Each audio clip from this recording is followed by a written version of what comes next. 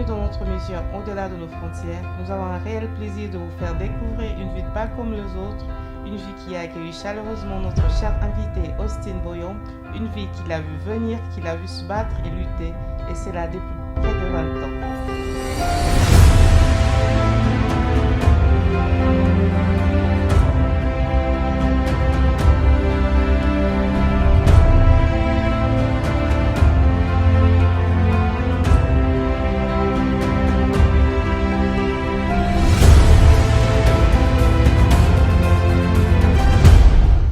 L'Ocre est une ville et une commune suisse du canton de Neuchâtel.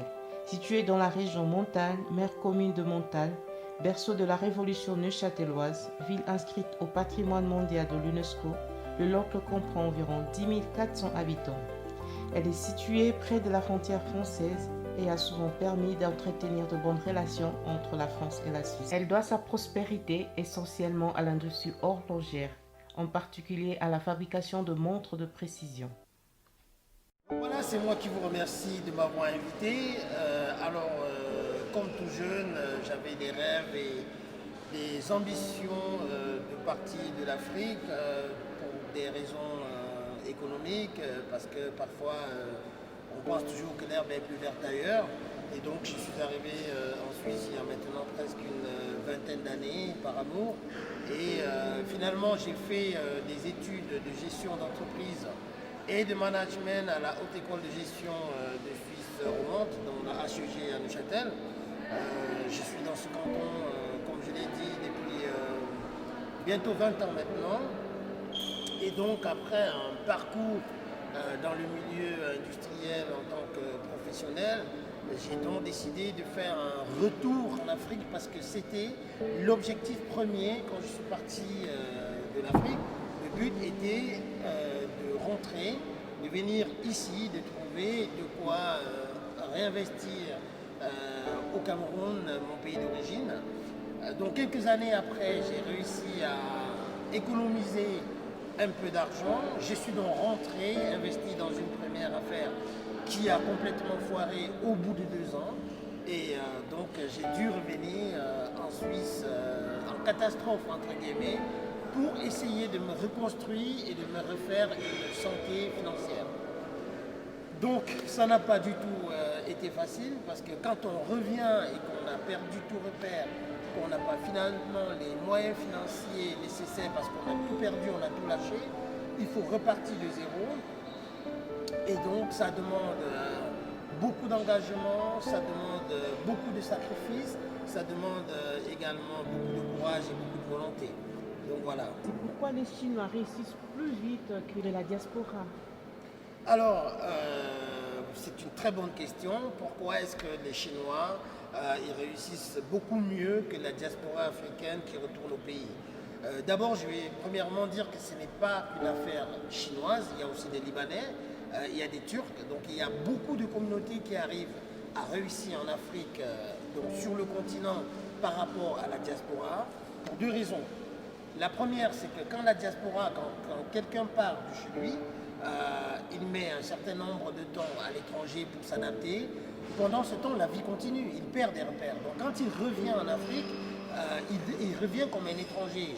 Et pourtant, lorsqu'il est parti, il a laissé une partie de son histoire et son esprit est figé sur cette partie-là. Il pense que les gens se comportent toujours de la même façon que comme il est parti. Mais non, le monde a évolué.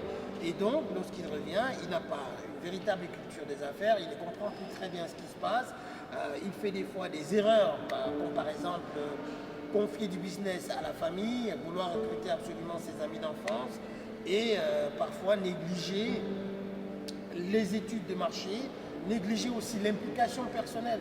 Parce qu'il faut dire que des fois, le jeune diasporien qui rentre, il a plus à cœur de jouer les patrons que de jouer vraiment l'entrepreneur. Parce qu'un entrepreneur, c'est quelqu'un qui fait ce qu'on appelle en anglais do it yourself. Fais-le toi-même. Et le plus souvent, ils arrivent, ils ne sont pas vraiment dans cette logique de fais-le toi-même. Ils vont parfois investir dans des domaines dont ils ne maîtrisent pas du tout. Et le temps d'apprentissage, ils ont recruté quelqu'un qui va les gruger complètement. Donc voilà à peu près l'une des raisons. Et l'autre raison fondamentale, c'est la solidarité qui existe entre ces communautés étrangères qui ont une autre façon de faire. Ils sont solidaires, ils se mettent ensemble, ils mettent de l'argent, ils soutiennent les entrepreneurs. Ils font aussi ce qu'on appelle du patriotisme économique. Ils consomment leurs produits. Ils vont manger dans les restaurants de leurs semblables, ils vont se coiffer dans les salons de coiffure de leurs semblables, ils vont dans des hôtels de leurs semblables, et ainsi de suite. Donc voilà ce que je pourrais dire sur le fait que les communautés étrangères réussissent plus en Afrique que la diaspora qui revient. Où en êtes-vous aujourd'hui par rapport à votre échec en Afrique? Vous aimeriez encore recommencer en Afrique ou vous aimeriez vous baser ici en Europe? C'est une très bonne question. Vous avez des très bonnes questions, madame. Alors, ce que je veux dire, c'est que de manière générale, l'Afrique aujourd'hui, c'est une terre d'opportunités. C'est un continent qui est très jeune. C'est un continent où tout est à refaire, tout est à construire. Et donc, oui, je suis prêt à repartir en Afrique. D'ailleurs, j'y suis déjà. J'y suis retourné aujourd'hui autrement parce que finalement, l'échec n'est pas aussi négatif que ça. L'échec nous construit, l'échec nous permet de changer de manière de faire, de changer de vision. Comme l'a dit Nelson Mandela, on ne perd jamais. On gagne ou on apprend.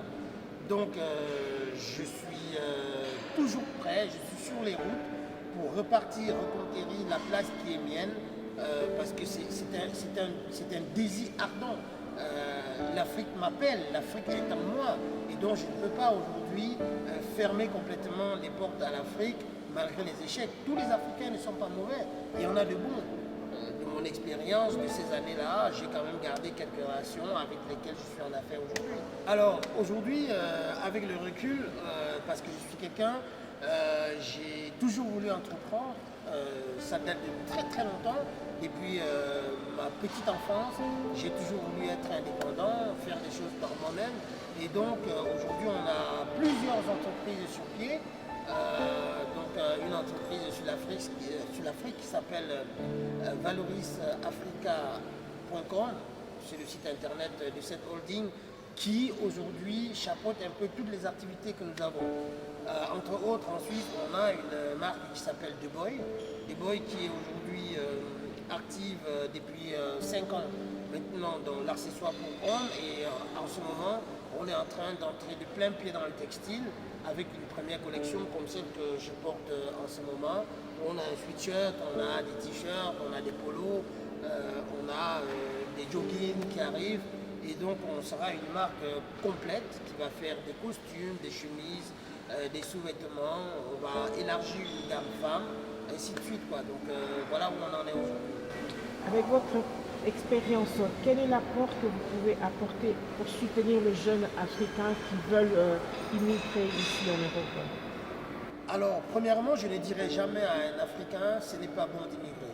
Je suis très mal placé parce qu'il faut comprendre que de manière générale, les gens qui partent sont en désespoir. Ils sont dans une situation économique des fois peu enviable et ils ont parti pour eux, notamment pour tous ceux qui prennent la mer, qui prennent le Maroc, l'Algérie, la Tunisie, c'est un peu des suicidaires. Pour eux, ils n'ont plus rien à perdre en fait.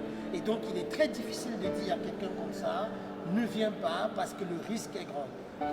Moi ce que je propose, c'est que tous ensemble, on puisse à chaque fois, à travers les émissions comme la vôtre, raconter aussi le côté obscur de l'immigration, parce qu'il ne faut pas montrer que des paillettes aux jeunes, il faut les faire comprendre que c'est difficile. Si ça peut dissuader certains de venir, c'est tant mieux, mais en même temps, il faut des mesures d'accompagnement, c'est-à-dire qu'il faut que les gens puissent réaliser leurs rêves sur place, chez eux, parce que nul n'est mieux que chez soi.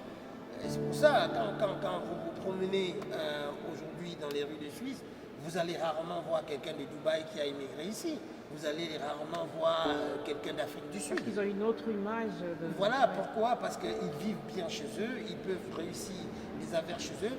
Donc si le secteur public, si les politiques ne peuvent pas créer des conditions pour que les jeunes puissent rester chez nous en Afrique, nous aussi à travers des initiatives privées, nous pouvons accompagner ces jeunes-là, notamment une de nos entreprises qui s'appelle Zoviso.com œuvre justement dans ce domaine-là. C'est-à-dire qu'aujourd'hui, on a créé une sorte de loterie solidaire à faible taux de contribution où les jeunes ensemble mettent de l'argent et à travers un système de loterie, on reverse une partie de cet argent à un gagnant du jour et un autre pourcentage est réinvesti dans un incubateur. Dans cet incubateur, on récupère les jeunes qui ont des bons projets, ils viennent pitcher leur projet. Si le projet a un fort impact un fort impact social, un business model bankable et un caractère innovant, alors il fait 3 mois dans notre incubateur. À la sortie, on lui donne un capital d'amorçage non remboursable et à partir de ce capital non remboursable, on l'accompagne dans la réalisation de son business. Il a juste une obligation, c'est qu'il doit céder une part de son entreprise à toute la communauté. C'est-à-dire que tous les gens qui ont contribué doivent être actionnaires à 15 ou 25% maximum de son business. Donc voilà une initiative que nous avons aujourd'hui sur le continent africain. Alors, premièrement, il faut avoir de la passion, il faut bien chercher quel est le domaine dans lequel on s'épanouit, où on est content de travailler, entre guillemets, sans argent, parce qu'une vie d'entrepreneur demande beaucoup de sacrifices. Personne n'a rendez-vous avec un client lorsqu'il démarre une activité. Il faut aller chercher le client, il faut aller chercher l'expérience, il faut aller chercher son marché. Donc, il faut une grosse dose de passion. Il faut faire des recherches sur son domaine, sur ceux qui ont déjà réussi dans ce que nous voulons faire. Il faut avoir un mentor. C'est hyper important d'avoir quelqu'un qui a réussi dans quelque chose qui nous intéresse. Il faut s'investir dans l'apprentissage si on a choisi un domaine dont on ne maîtrise pas réellement les rouages. Et finalement, il faut avoir énormément, comment j'allais dire ça, il faut avoir beaucoup de dynamisme, il faut avoir une culture qui nous permet d'apprendre.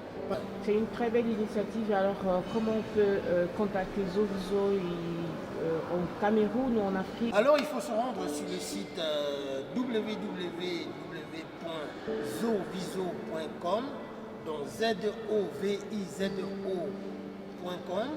Il faut s'inscrire, il y a tous nos contacts, il y a toutes nos coordonnées. D'ailleurs, je profite de votre antenne pour dire que nous avons été lauréats de la Fondation Tony Elumelu en 2019 et donc on a bénéficié d'un accompagnement financier de la Banque africaine de développement qui a jugé que le projet avait quand même un fort impact innovant pour le continent.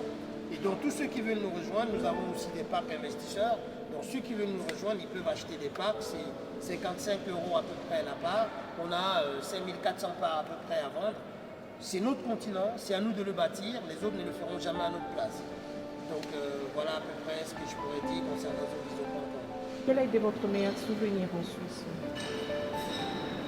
Alors, des souvenirs, il y en a énormément, mais je pense que l'un de mes meilleurs souvenirs, c'est le jour où j'ai reçu mon diplôme de gestion d'entreprise et de management d'une école quand même qui est assez prestigieuse, cette haute école de gestion du Suisse romande.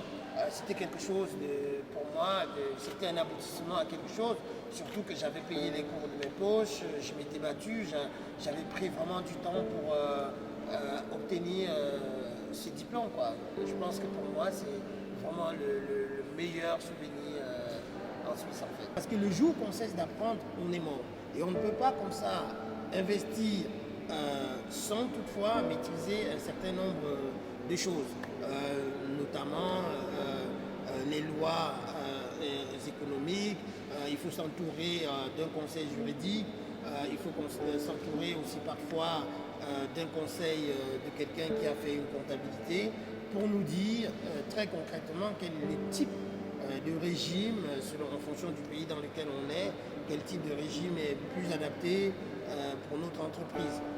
Et une des choses encore les plus importantes, c'est qu'à aucun moment donné, il faut penser qu'une entreprise, ça fonctionne en pilote automatique. Il faut être là, il faut être présent, il faut donner de son temps, il faut donner de son énergie, il faut donner de son amour dans ce qu'on fait. Donc c'est une entreprise, c'est vraiment donner beaucoup d'énergie pour que l'entreprise puisse arriver à un seuil de rentabilité. Donc voilà ce que je pourrais dire. Il ne faut pas rêver, il faut passer à l'action. Faire ce qu'on veut avec ce qu'on a. C'est hyper important. Il ne faut pas attendre d'avoir des millions pour démarrer. Il faut démarrer où on est, avec ce qu'on a, dès lors qu'on a son idée. Donc voilà. Pensez-vous passer en Afrique ou bien en Europe? Alors, c'est une bonne question. Je pense, pour moi, l'Afrique m'appelle, l'Afrique vient en moi. Si j'arrive à la retraite, j'aimerais bien la passer en Afrique, là où j'ai toutes mes odeurs d'enfance, j'ai tous mes souvenirs, tous mes amis d'enfance. Je me sens tellement bien là-bas. Et puis, je pense que d'ici à là, les choses auront bien évolué et qu'on pourra s'épanouir très concrètement dans ce continent-là qui est jeune, qui a de l'avenir, qui a des perspectives de développement phénoménales. Donc, pour moi, c'est l'Afrique, quoi. Je n'envisage pas de passer ma retraite en Europe. Donc, voilà. Mais pour aller faire sa retraite en Afrique, il faut avoir un appartement où aller vivre. Mais pour ceux qui n'ont pas ici cette opportunité de se construire une maison, ils seront obligés de rester ici. Alors nous savons dans notre culture que nous n'avons pas la culture de vivre dans le home. Comment tu vois vieillir les Africains ici? De manière générale, lorsqu'on arrive dans une société, les Africains sont quand même en Suisse depuis un peu plus de 40 ans maintenant. Il y en a certains qui sont déjà complètement à la retraite et donc qui sont dans des homes, ça existe, heureusement. C'est vrai que pour ces personnes-là, ce n'est pas toujours évident, ce n'est peut-être pas ce qu'ils avaient rêvé de mieux, mais je pense qu'en Afrique aujourd'hui, les choses sont en train de changer. Il y a de plus en plus des entreprises qui se jettent dans des homes médicalisés pour personnes âgées. Il faut connaître que le développement économique apporte ses autres problèmes. L'émancipation économique a aussi ses revers de la médaille.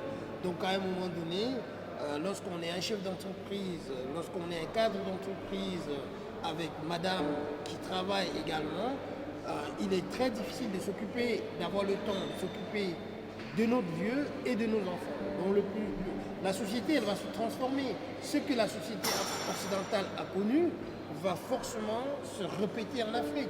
Donc de plus en plus, on va mettre des gens dans des homes. Peut-être dans les 50 prochaines années ou dans les 100 prochaines années, mais ça va arriver. Le monde est en pleine mutation. Et donc, pour ceux qui sont déjà ici, qui vont se voir vieillir dans des homes, de plus en plus, ça va être toléré parce que ces personnes vont grandir quand même avec une génération où ils sont allés à l'école ensemble, ils ont fait des choses ensemble. Ils ne seront plus considérés un peu comme des ovnis, comme ceux qui sont arrivés il y a très longtemps où des Noirs faisaient peur, où des Noirs n'étaient pas bien accueillis, ils n'étaient pas acceptés, mais une génération qui est là, qui grandit là, qui vit là, qui intègre les codes sociétals d'ici, et donc ce passage-là sera un passage assez simple, j'ai envie de dire. Parce qu'il ne faut pas s'imaginer qu'aujourd'hui, l'Europe est un vase clos. L'Europe commence à vivre avec sa mixité populaire. On commence à avoir des médecins noirs, on commence à avoir des banquiers noirs, on commence à avoir des sportifs de haut niveau noirs, des ingénieurs noirs. Donc il y aura aussi, à un moment donné, des propriétaires de homes noirs.